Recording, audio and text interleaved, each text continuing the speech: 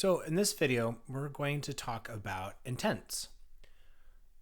So as we have discussed in class, intents are how we communicate between activities. And in fact, it's also how we launch activities from another activity. So here I've got a pretty simple setup. We have a main activity with a button. Well, let's see if we can pull up that button so you can see it. There we go. So a main activity with a text box and a button. And then when we click the button gets some information from the text box, puts it into an intent, and then sends an intent to another activity called second activity. And then in second activity, what we're going to do is we get the intent that launched it. We then read the message sent from main activity. Pay special attention to this right here, because this is how we know that this is a key value thing, right? To get the value that main activity passed in, we have to give it the key that main activity exposes, which is this constant right here. And then we're going to take the message from main activity and we're going to display it in the second activity. So it makes more sense when you actually see it in action. So let's go ahead and start our virtual device. Pull that guy over here. All right. And we'll start running. Yes.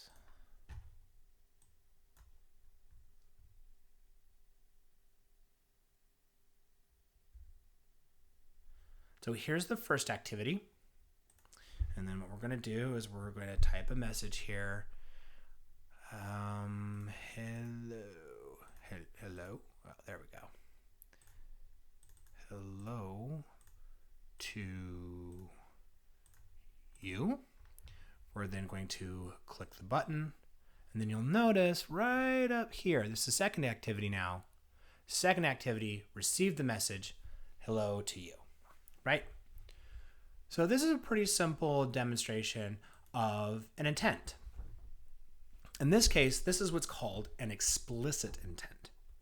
What I mean by that is when we send the intent from main activity to second activity, main activity specifies second activity exactly.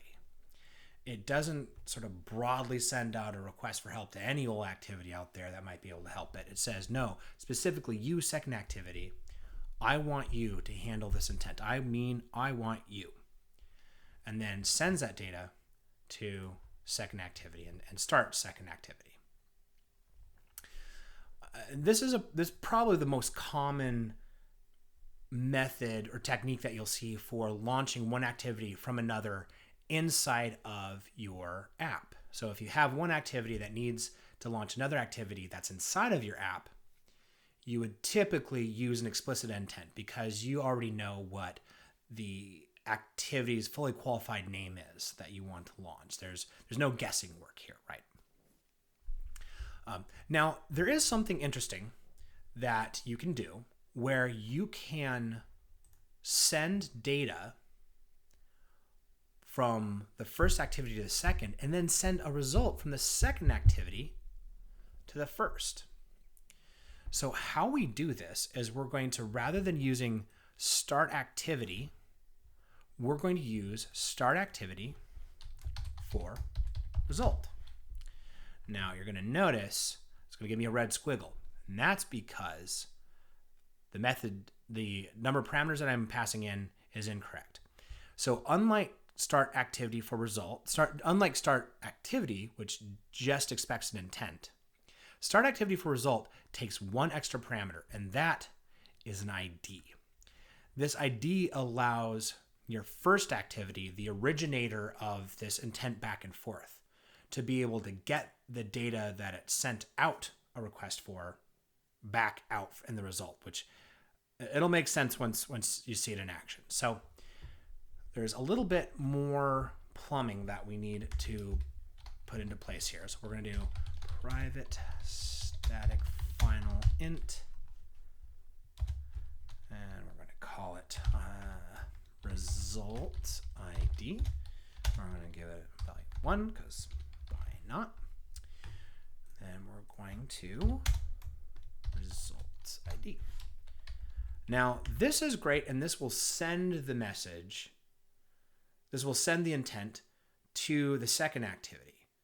But here's the question: how do we read the result that we get back from that second activity? Well, we have to add another override method, so another event handler.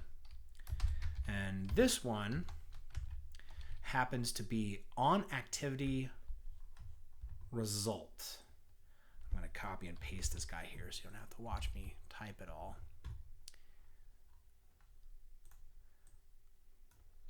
Clean up my code a bit. Boop. Now you'll see that it's trying to get a result, trying to use a result key that doesn't exist yet. So we're going to have to go define that later, but we'll see that in a couple minutes. What's important here in activity result is a couple of things. One is this right here. The request code, that's the request that was originally sent from main activity. Basically, when we get the result back, when we get a result back in this activity, we're then going to make sure, hey, was this actually me that sent this result? Was this actually main activity that sent this result? And then we're going to do another check, which is, was it successful? Did we actually complete the work that we tried to do over in second activity okay? So this is not unlike, it's a similar model to like HTTP requests where 200 means okay. It just means like everything, well, the communication from client to server and server to client occurred correctly, right? So then you can see that it's a simple matter of getting the data out of the result that was sent to us, out of the intent. And again, this is pretty straightforward intent sort of manipulation work. So now we're going to go over to second activity, and now we need to add the plumbing that allows us to do this. So in second activity, we need to make sure that we have our data correctly. You'll notice that there's an edit text here and a button, which I've cleverly preceded, already put into the layout, so you don't have to watch me copy and paste that here. But the important parts here is this is where we're displaying the message that we get from main activity. Here's where we're going to type our response, the result that we're going to send back to main activity. And here's the button on the click of which we are going to send back to main activity. So then in second activity, to add all the plumbing that makes this work, we're going to add the public final string that main activity is going to use to read the data we send back. And notice that we're making it public so that main activity can access this key that we're providing. And then we're going to add a click handler right here.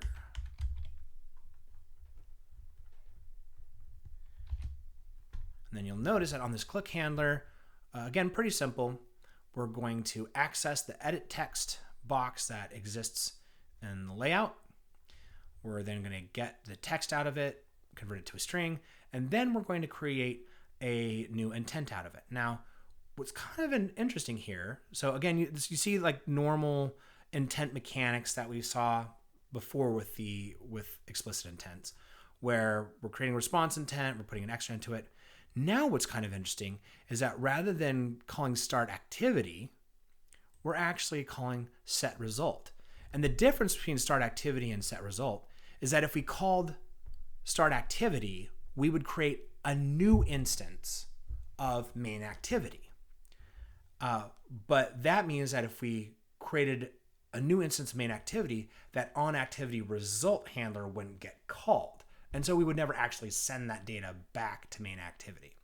Instead, by using set result, we actually going to remove second activity off of the stack, off of the task, what do they call it? The task manager stack. And instead give control back to that original instance of main activity.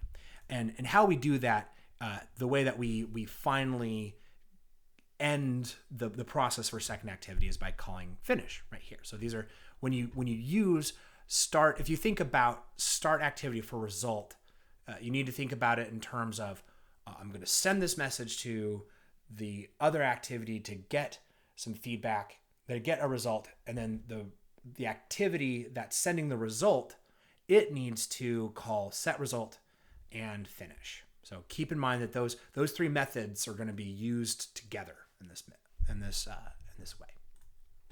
So let's go ahead and give this a run. Give this a run. It sounds silly. Let's give this a try.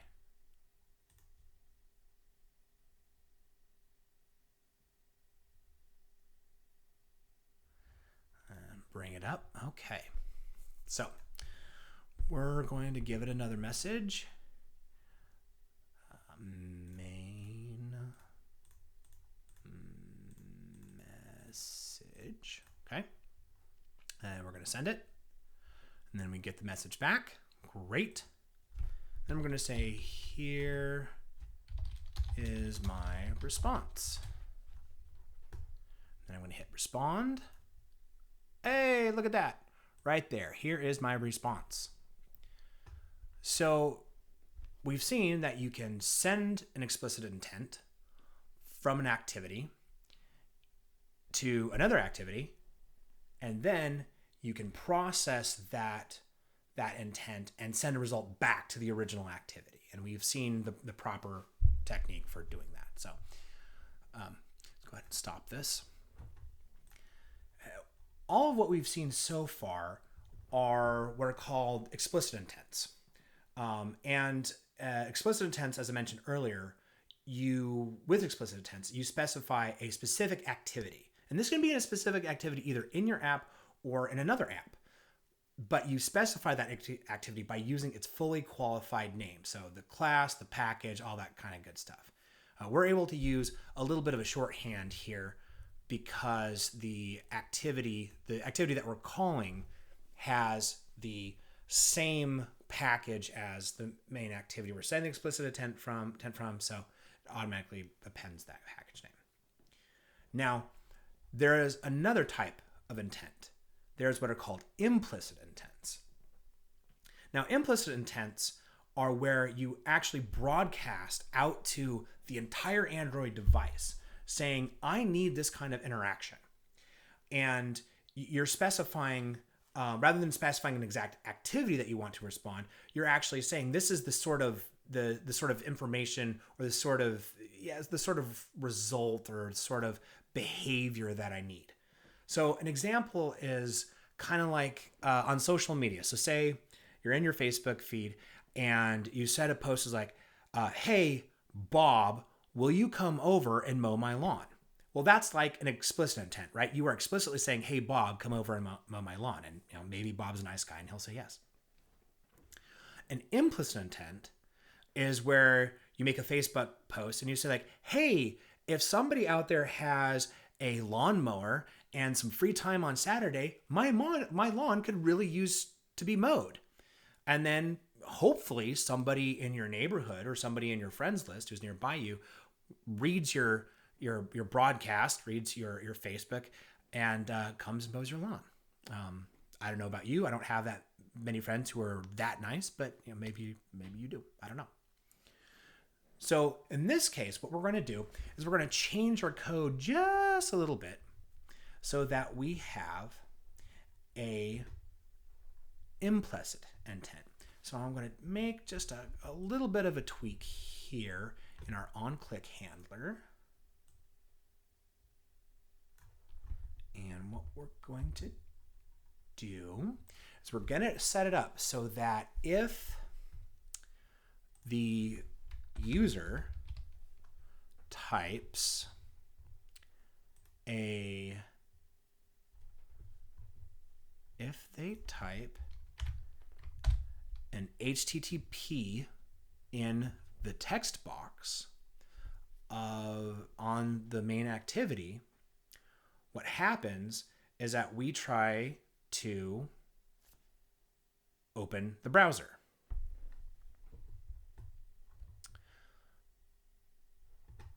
So let's see if we can give that a try. All right, is this all the code? Yep. All right. So here we go. We run it.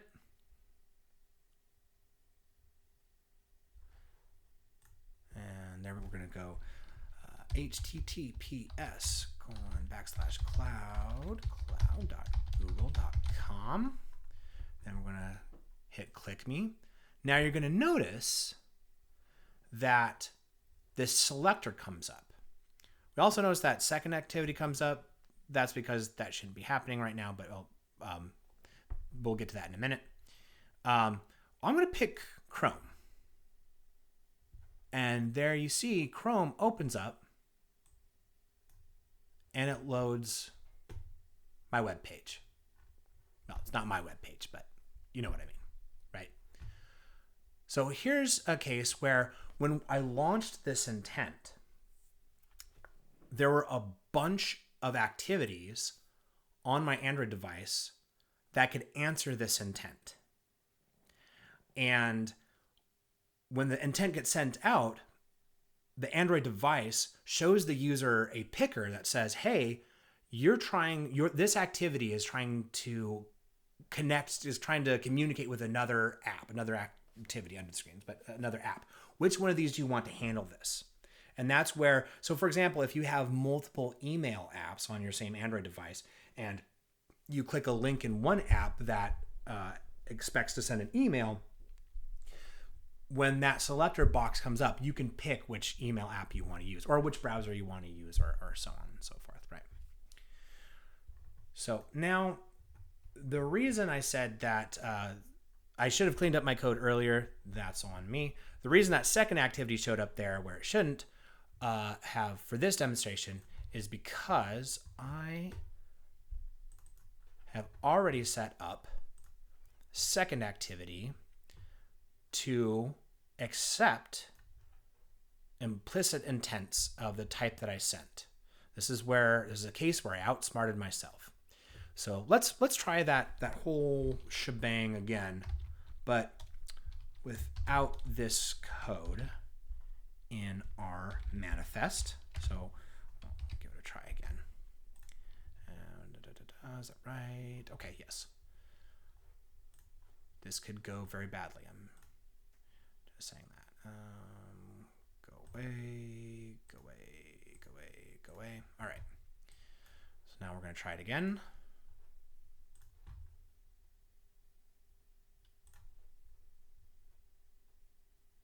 All right, we'll try another HTTPS. Let's do developer.android.com. Hit click me. Now you'll see that when the chooser comes up, second activity isn't there. So the only reason second activity showed up there is because I had already added the capability to the manifest such that second activity could answer this implicit intent. So again, I can open with Chrome and it loads the page. Pretty cool. So now we've seen how you can send an implicit intent. Now I want to get to the part where you set up an activity so that it can receive an implicit intent. So I'm going to uncomment out these lines in the manifest, and I'm going to take some time to discuss what's going on here. So these intent filters, as I believed I mentioned in one of the other videos, these intent filters define the actions, this sort of actions in an intent that an activity can respond to. So for example, our main activity can take the intent action main, the main intent action, or it can be the entry point for your app, right? Now for second activity, because we want it to be able to view a web page, what we're going to do is we're going to add the action view. Now, we're also going to add as a category this category.default. And this, I read the docs on this, and it's still not clear to me. But basically, you simply have to accept that if you want your activity to respond to an implicit intent, you have to put default on it. That's just the way it is. So browsable means that this activity can act like a web browser, even though we're not going to use it like a web browser. We're just going to read the data. And then this right here says that it will browse or allow us to look at any data that includes the schema HTTPS, right? Now, one last thing, and I don't think it really matters for the demonstration case that we're doing, but it's worth noting. If we were actually going to open a browser window in second activity, we would need to have this uses permission element here in our manifest. And that basically tells Android, hey, I want to be able to use the internet. Are you cool with that? And it's part of the permissions model in Android, which I don't think we're going to talk about too much in this class, but something that's probably worth talking a little bit about. So we have this. Now we actually have to set up our code in second activity so that it can read the implicit intents that get sent to it. So we're going to add some extra code. And again, we're going to do a nifty if condition here.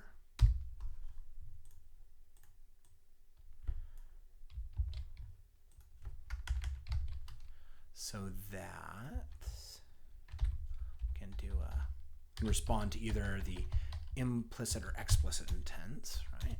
Okay. So how to read this is if the intent has the action, so we read the action from the intent that gets sent to us. If the action of that intent is action_view, so action_view, right? That looks similar to action.view. Then we are going to get the data out of that intent. We're going to cast it as a URI. Actually, I think the return type of get data is URI just period, which is good. And then we're going to take that data and we are going to turn it into a string and we're going to paste it into the message. And then everything else pretty much stays the same. So let's go ahead and run this and give it a try.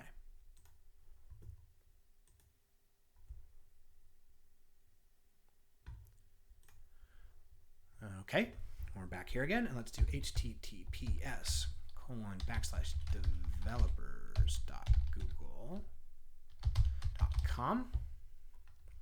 Now, when we hit click me, we should see the picker come up. All right, and there's second activity. We pick second activity, and second activity has done what we thought it would do.